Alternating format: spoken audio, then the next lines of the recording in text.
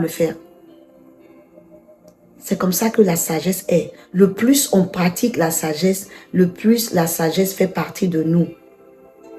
On n'écoute pas seulement, mais on vit la sagesse. Amen.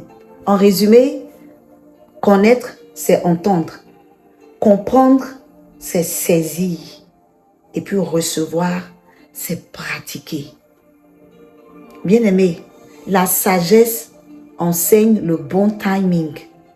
La sagesse nous enseigne quand il faut parler et quand il faut se taire. Toutes les batailles ne méritent pas ton énergie, bien-aimé. Et puis toutes tes pensées ne méritent pas d'être exprimées. La sagesse construit un héritage. Avant d'agir, arrête-toi, demande-toi, cette décision que je vais prendre, à quoi elle va ressembler dans 5 ans? Est-ce qu'elle sera sage dans 5 ans? La sagesse est aussi une carte. Tu n'as pas besoin d'avancer comme un aveugle.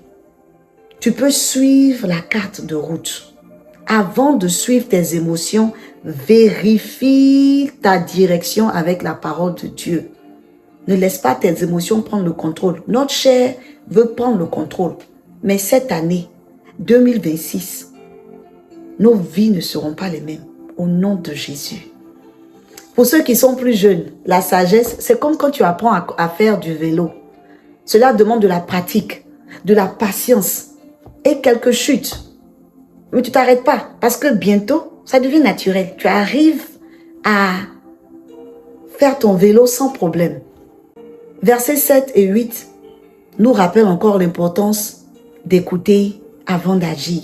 Le verset 7 qui se rappelle exactement. La crainte de l'Éternel est le commencement de la science.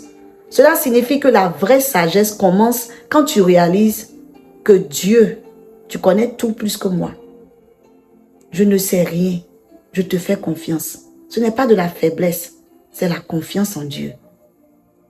Le verset 8 nous dit, écoute mon fils, l'instruction de ton père et ne rejette pas l'enseignement de ta mère. Le Saint-Esprit parle souvent par des personnes. Ce sont nos mentors, nos parents, nos pasteurs, nos leaders. Ou même par une conviction douce dans notre cœur. Les sages n'ignorent pas la correction.